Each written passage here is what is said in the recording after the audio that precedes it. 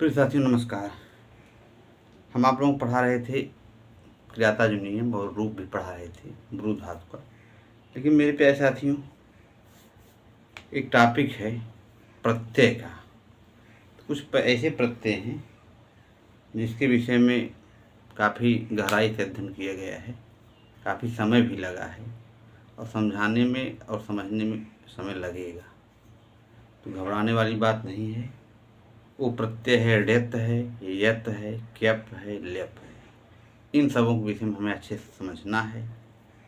तो आइए हम लोग प्रत्यय पे आते हैं। डेत क्यत, डेत प्रत्यय, क्यप प्रत्यय और लेप प्रत्यय, यत प्रत्यय। तो ये है प्रत्यय। मेरे प्यारे साथियों, ऐसा है, ये देखिए, इसमें हम मतलब कुल मिला के एक हम खाका बना दिए हैं। जैसे यत प्रत्यय है, तो यत प्रत्यय में देखिए, पहले हम इसको थोड़ा समझाते हैं। यत है, ये यत प्रत्यय आपका है, तो इसमें एक प्रत्यय लगेगा अचोयत, एक है पूर्वदुग्धात, एक है इद्यत। मोटी मोटा क्या समझिए कि अचोयत में क्या है, जिस धातु के अंत में अच होता है, धातु के अंत में अच रहेगा तो अचोयत हो जाएगा। अब इसमें क्या है कि शुरू में आ रहे और बाद में पर रहे, तो ये पूर्व दुग्धात वाला हो गया। इद्यति वाले में क्या है कि इसमें आपका यति परे आत इक स्यात, ये वाला हो जाएगा। इसमें बनेगा आपका देयम और ग्लेयम, ये हो जाएगा। तो अचोयत वाले में आपका बनेगा चेयम, ये बनेगा। और पूर्व दुग्धात वाले में आपका बनेगा सप्यम और लभ्यम, सप्यम और लभ्यम। तो ये है मेरे प्यारे साथियों। एक बार हम पुनः जो है इसको मिटा करके इसको इतने अच्छे से आप लोगों को समझाएं। तो ऐसा है, ये प्रत्यय तो हम लिख ही चुके हैं। अब देखिए क्यप प्रत्यय ऐसा है, जो क्यप प्रत्यय है इसमें एक सूत्र है, एति अस्तु सास वृद्धि जुसह क्यप, ये इन्हीं से ये बनता है। इसके बाद एक सूत्र लगेगा हर्षद से पित सुख। तो अभी हम इसको समझा रहे हैं।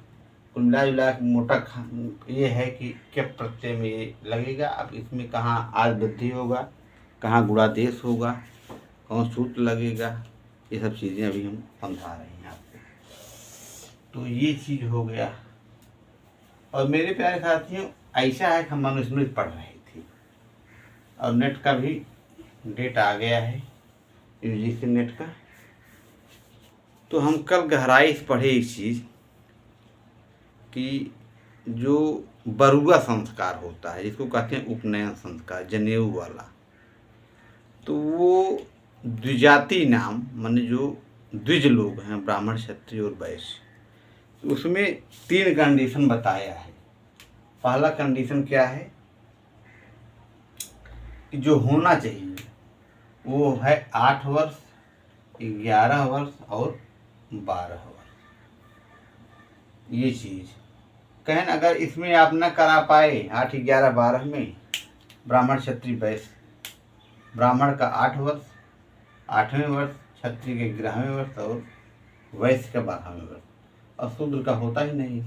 इसके बाद ये है, कहा गया है कि अगर आप मेन इसका है 16, 22, 24, ये लास्ट पीरियड है, माने इसके बाद आप अपवित्र हो जाएंगे। ब्रात्य जिसको कहे हैं, ब्रात्य शब्द क्या है ना, अगर आप नहीं करा रहे हैं जनेऊ संस्कार, तो ब्राह्मण का 16 अधिकतम सीमा जो है, और क्षत्रिय का 22 और वैश्य का 24। इसके बाद अपवित्र मतलब कि कुल मिला के उनसे संबंध नहीं बनाया जा सकता है। ये बात उसमें मनुस्मृति में कहा गया है। हम अपने से नहीं बता रहे हैं, कुछ जो चीज़ मनुस्मृति और सिलेबस में है अभी हमें याज्ञवल्क्य की स्मृति बताना है, फिर हम मोटे मोटा आपको ऐसे ही बता देंगे क्या नाम है ये उपनिषद के विषय में भी, और आपका ये मम्मट का प्रकाश जो है और साहित्य दर्पण विश्वनाथ का, तो जो चर्चा हमसे जितना बन रहा है हम उतना वीडियो अपलोड कर देंगे। बाकी ये है कि धीरे धीरे इसी तरह से चलता रहेगा। और एक चीज़ और है, और अगर कह रहे हैं ब्रह्म तेज वाला चाह रहे हैं, भाई अगर वैसे है, अगर उसकी धन की कामना ज़्यादा है, इच्छा है, तो उसका उम्र तब ब्राह्मण है तो 5 साल, क्षत्रिय है 6 साल, और वैसे है तो 8 साल। ये ब्रह्म तेज वाला बात कहेंगे इसमें, 5, 6, 8 जो है ये तेजस्वी वाले हैं। भाई आदमी अगर ब्राह्मण बालक है 5 साल में गुरुकुल चला गया तो ज़्यादा ज्ञानी हो जाएगा ना, ये चीज़ है। तो 5 साल, और क्षत्रिय है अगर अच्छा क्षत्रिय बनना चाह रहा है, श्रेष्ठ धनुर्धर या जो भी है, तो वो 6वें साल में शिक्षा ग्रहण करना शुरू कर दे अपना धनुष बाण उठा करके। और ये जो बड़े वर्ग हैं, मतलब आप धन कमाने वाले, तो ये 8वें साल से अपना काम चालू कर दें, धन कमाने वाला। तो ये अपना, तो ये मतलब ब्रह्म तेज वाला बात कहा गया है यहाँ पे, ये चीज़ है मोटी मोटा। तो ये चीज़ हो गया। तो जो हमसे जो हमारे दिमाग में बैठ रहा है इसे हम बोल दिया कर रहे हैं, इसमें से क्वेश्चन बन ही जाता है अक्सर। मान लीजिए पूछ लिया, अब उसमें भी ब्राह्मण की मूर्जा से, क्षत्रिय की जो जनेऊ है सन से, और उसकी जो है बैस की भेड़ की ऊन से, और मेखला जो कमर पहनी जाती है, सबका अलग अलग मनुष्य वर्णन है। धीरे धीरे हम पढ़ते रहेंगे और अपना इसी तरह से हम थोड़ा बताते रहेंगे। तो आ रहे हैं अपने हम इस पे क्या नाम है, ऋडत प्रत्यय। पहले हम आज ऋडते प्रत्यय बताएंगे। यद्य ऋडत है, यत है, क्यप है, और आपका ल्यप है। इसी छोटा भाई है क्यप और ल्यप। तो मूल बात हम आपको आज ऋडत प्रत्यय ही बताएंगे, क्योंकि लंबा हो जाएगा और फिर तो और बन नहीं पाएगा। इसके बाद हम अब पता लगा कि जो चीज़ बता रहे हैं उसको अच्छे से क्लियर कर दें। ऋडत प्रत्यय में एक सूत्र है रिह ल्योड़ यत। ऋडत प्रत्यय में एक सूत्र है रिह ल्योड़ यत। मेरे प्यारे साथियों, ऐसा है कि ऋडत प्रत्यय में एक सूत्र है रिह ल्योड़ यत। ये सूत्र है आपका रिह ल्योड़ यत। इसमें क्या होगा, रि से ऋकारांत और ह से जो व्यंजनांत है, हलांत है, व्यंजनांत पद हैं, उसमें मतलब ऋडत प्रत्यय लगेगा। ये चीज़ है। माने कहने मतलब ये है कि रिह ल्योड़ यत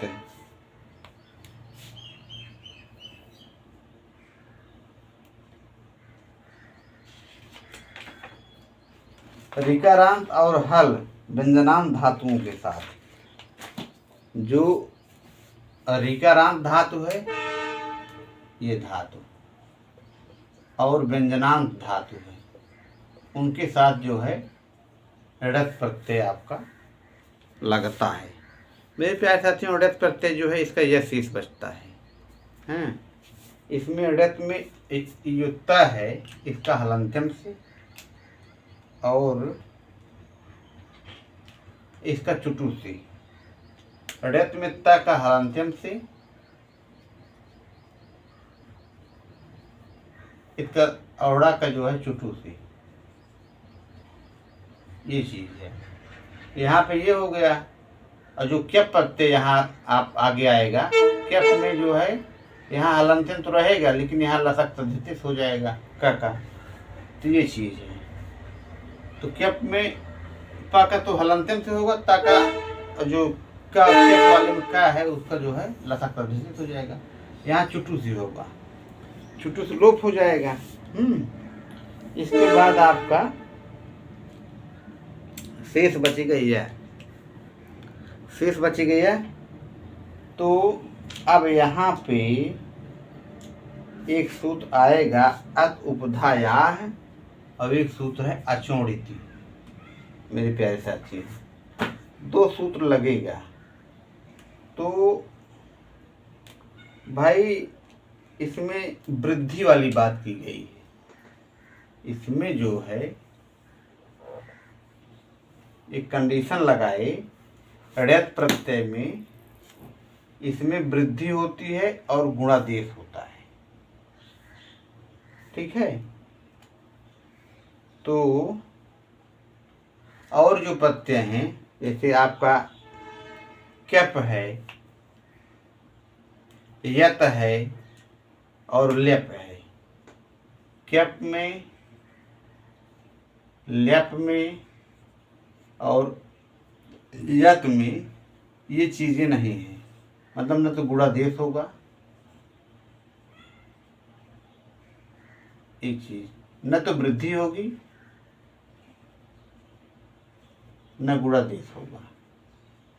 ये दोनों चीजें नहीं होगा वहां पे। लेकिन यहाँ पे होगा। दो कंडीशन है यहाँ पे। एक चीज ये है कि इसका जो है आज वृद्धि होगा और गुणादेश भी होगा। तो मेरे प्यारे साथियों ऐसा है, जैसे अब हम एक सूत्र ले रहे हैं।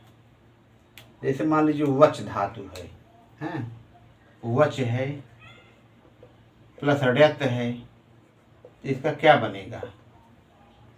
बनेगा आपका वाच्य है। तो यहाँ पे एक सूत्र है अत उपधायाः। इसी सूत्र से जो है वृद्धि होती है। वृद्धि करने वाले दो सूत्र हैं, एक है अत उपधायाः, एक है अचोणिति।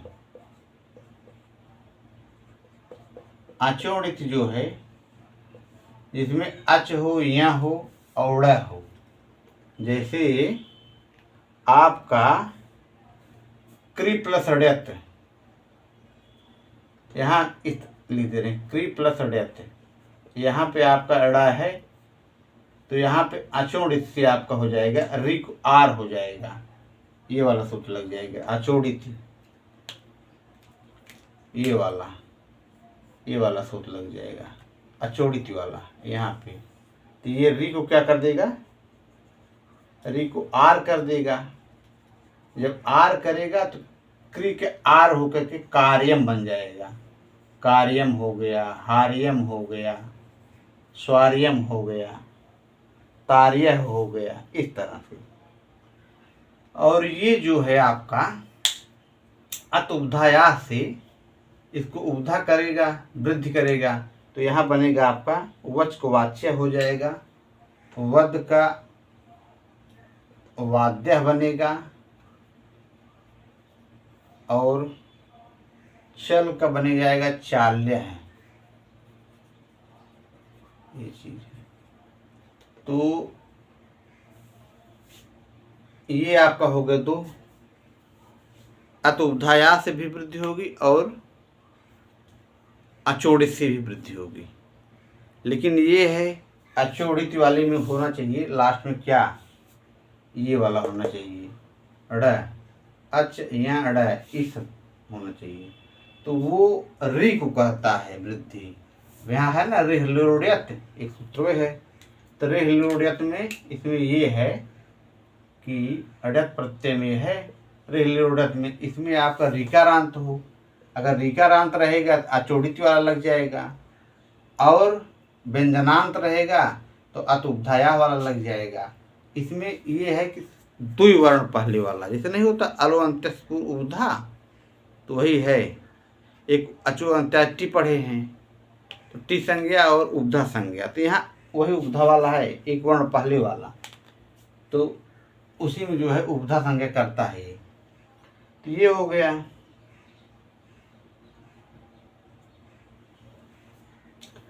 और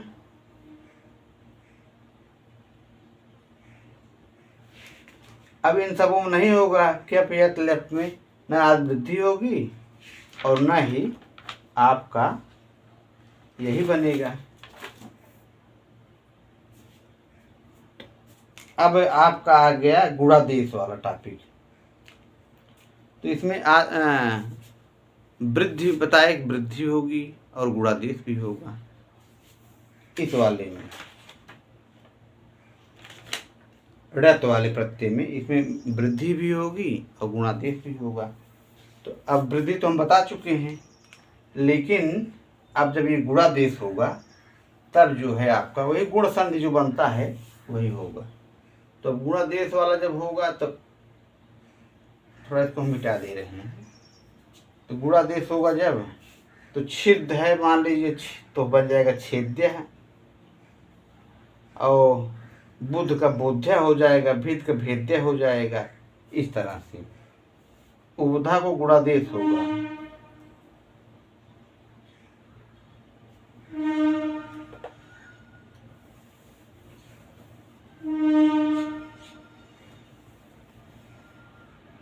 अब ये रद्द करते हैं यहाँ भाई जी। अब इसको जब गुणादेश होगा,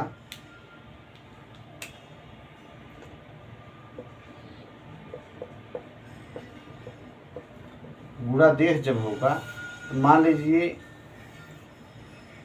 उपधा को गुणादेश होता है, उपधा को गुणादेश होता है।